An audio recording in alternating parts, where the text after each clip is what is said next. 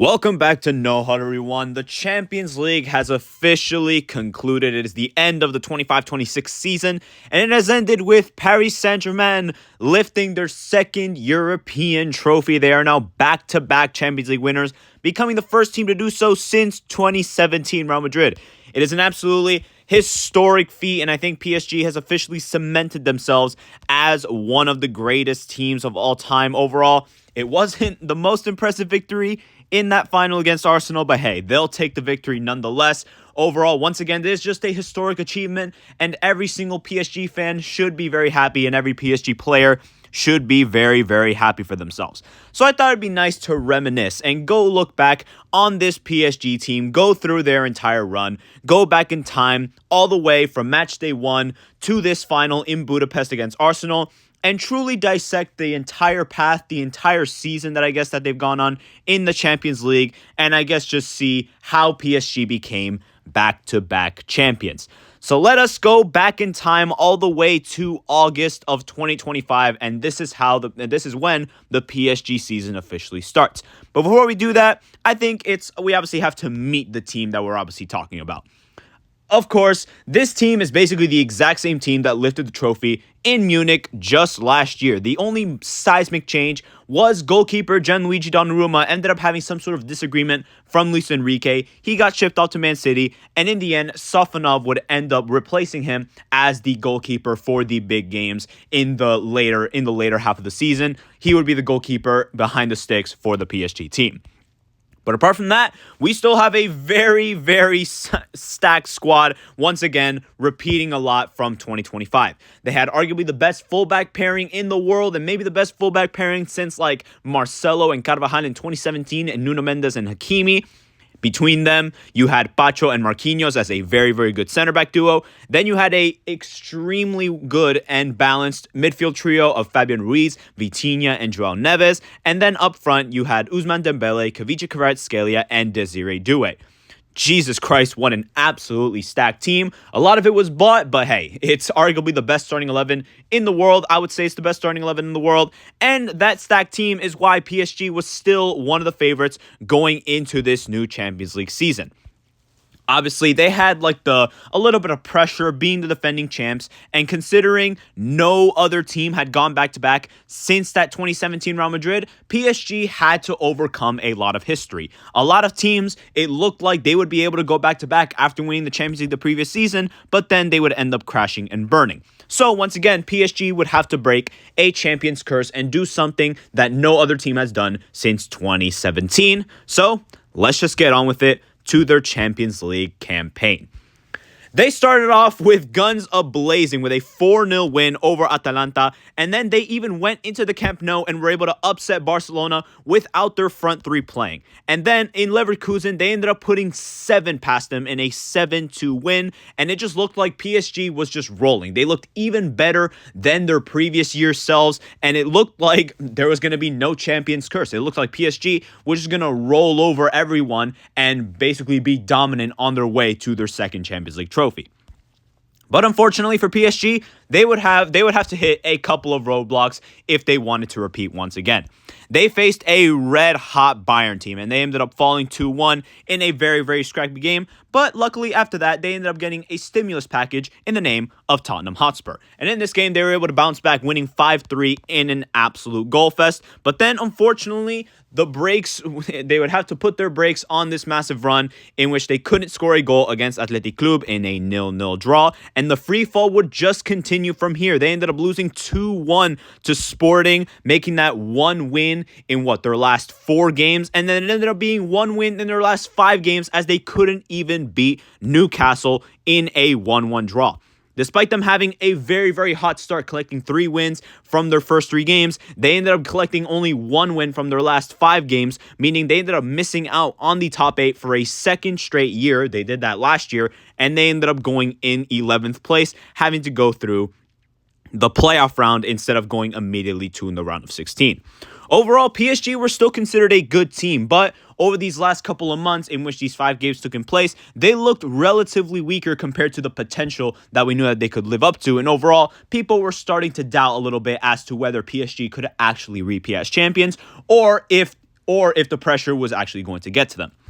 But luckily, they would receive another stimulus package, a little bit of a boost that would not be given to a lot of these other teams, and it would benefit them a lot in the knockouts. And that is Ligue 1, the league that PSG play in. As we know, Ligue 1 is basically a farmers league. It is not very competitive, and I don't feel like I'm making it a groundbreaking point when I say that. PSG have basically walked over Ligue 1 for the last decade or so. They've only lost it twice since around 2014, something like that. And because PSG is the way superior team in that league, they're able to rest a lot of their players. They're able to put in some of their backups, and they're still able to win the title race with relative ease. This ends up benefiting them a lot in the Champions League. Compared to other teams like a Barcelona, Real Madrid, even like a Bayern Munich sometimes, they have to play their A teams or a lot of their starters a lot in the league games because if they drop points, they basically get hindered a lot in their races for top 4 or even the title. With PSG's ability to basically rest all their players, play them limited minutes, and still be able to walk all over the league, PSG gained a massive advantage as now they would basically be completely rested for all these Champions League games that would happen midweek, which means in the knockouts now, we were going to be getting a very fatigued other team, a very fatigued opposition, versus a PSG team that is basically well-rested and completely healthy. And now we are into the Champions League knockouts, where the schedule is starting to get more compressed because of title races and cup games and now the Champions League. So for PSG and their very, very rested squad, it was time to feast on all these fatigued teams.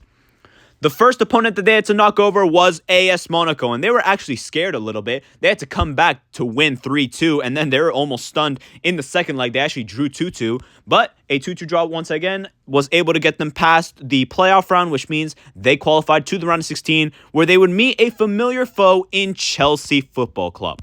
Now, people actually thought Chelsea had a chance going into this game because in the Club World Cup, when PSG was kind of at their highest point, people thought, Chelsea completely trounced them. They beat them 3-0, and it looked like Chelsea, with this underdog mentality, could maybe shock the world and knock out the defending champions. Unfortunately, Chelsea did not go through a very good season. They had a managerial crisis. They underwhelmed a lot, finished 10th in the Prem, and overall, Chelsea was not built to topple off this PSG team. And we saw that in Paris, as in the first leg, PSG completely destroyed them 5-2. And then in the second leg at Stamford Bridge, no magic for Chelsea this time, as a 3-0 loss would cement an 8-2 aggregate win for PSG and a very easy ticket to the quarterfinals. Funny number.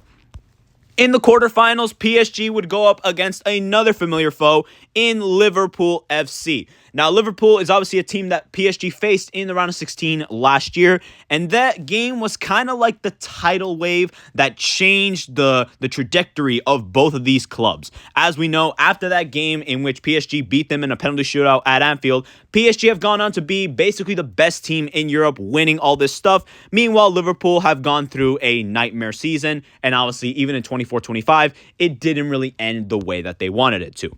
And PSG flexed their muscles with a 2-0 win in Paris. It was very dominant. And overall, PSG, once again, they proved their superiority over a very inferior Liverpool team. And there will be no magic in Anfield for Liverpool this time, as another 2-0 win would cement a 4-0 aggregate win and once again, another easy ticket to the next round. This time, it would be the semifinal. In the semifinal, PSG would match up against a juggernaut in Europe, Bayern Munich. This is no longer your terrible Chelsea teams, no overrated Prem teams this time like Liverpool. Bayern are a goal-scoring machine. They are a behemoth in Europe, and overall, this looked like a team that could definitely give PSG a run for their money. As we know, Bayern Munich, if they weren't the second best team in Europe behind PSG, they were maybe the best team in Europe ahead of PSG. We were going to go to absolute war, and I'm not going to lie, war we got in the first leg. Harry Kane would put Bayern ahead with a penalty 1-0, but then PSG would respond, taking the lead with a Kvaratskhelia and Joao Neves goal. Then Olise would respond still in the first half to make it 2-2, and then Dembele would end up winning a pen to make it 3-2 at only halftime. This was an absolute cinematic masterpiece of a game. PSG would continue their blitz with Dembele and Kvaratskhelia getting their second goals respectively to make it 5-2. But Bayern would not go down without a fight, as an Upamecano goal and a Luis Diaz goal would make it 5-4. Just an absolute goal fest. Unfortunately, that would be the end of all the scoring. 5-4 with everything to play for in Munich. Just an absolute showcase of two absolute juggernauts when it comes to attacking power. Unfortunately, in Munich, the game would be a lot more dull. I'm not going to lie, it was a lot more boring. But PSG was able to hold on as an early Kvaratskhelia goal gave them a 2-goal lead on aggregate. And then they were able to clutch up on defense, actually, as they were able to stifle basically everything that Bayern attack had to do. And PSG was able to hold on. A Harry Kane consolation goal would prove to be too little, and PSG would book their ticket to the Champions League final. They would make the trip to Budapest, and the only thing standing in their way between them and that amazing, beautiful Champions League trophy would be a Prem team, Arsenal Football Club. The Prem champions, arguably, once again, one of the better teams in Europe. It was either them, PSG, or Bayern as to who was the best in Europe. We're going to get another war upon us. The best attack in the world versus the best defense in the world. Let's just get started because this matchup was insanely intriguing. Arsenal actually started out with the advantage as a Marquinhos error would fall into the hands of Kai Havertz, who would put it past Sofanov on the near post, and Arsenal, just 6 minutes in, were up 1-0. The rest of the game, PSG tried to find an equalizer, but overall, Arsenal's defense was doing a great job at stifling any of the PSG movements, even though they had over 70% of the possession. Now, luckily, Arsenal's attack was basically useless the entire game, and they weren't able to create any concrete chances. And then PSG would end up getting a lifeline in the form of Kvaratskhelia, as he ended up winning a penalty, which Ousmane Dembele ended up converting, which leveled the tie at 1-1. And just like that, the game basically became a stalemate, as once again, no team could create anything, and this went on until even 90 minutes and even 120 minutes. We got over 130 minutes of play, basically, and no team could find a second goal, which means the trophy to decide the best team in Europe and the best team in the world would be decided through spot kicks, a penalty shootout. A football fans, it's their worst fear. But hey, let's just get on with it. Gonzalo Ramos stepped up and converted the first penalty, and then the Oaf also stepped up and converted the first penalty for Arsenal. Then Doué made it 2-1 for PSG, and then the first mistake would come in the name of Let It All Work Out FC, in the name of Eze. He dragged his penalty wide, and just like that, PSG had the advantage. Unfortunately, Nuno Mendes, who had an absolute stinker on this game, he ended up missing his penalty as well. And then it would be even up until the fifth penalty when Declan Rice and Martinelli converted their kicks, and then Hakimi leveled it, making it 3-3 with the fifth kick coming up.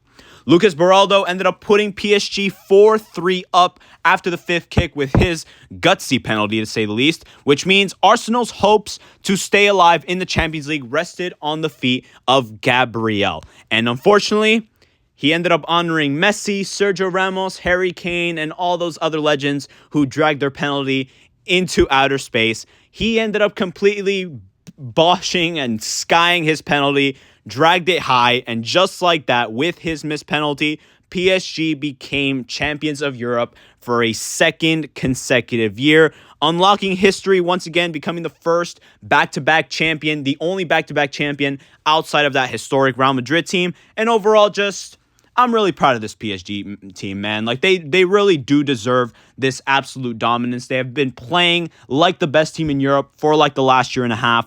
And overall, I think the key to their success has been their consistency. The fact that they've been able to have this well-rounded squad and being able to keep it.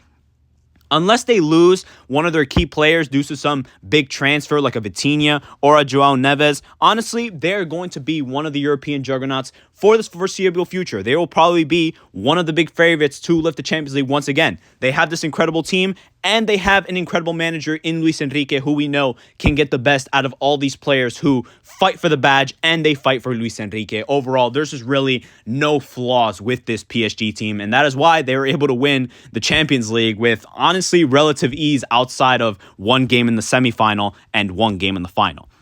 Now look, can they do the impossible and complete the third in a row matching that historic Real Madrid team and basically going trophy for trophy with that historic squad?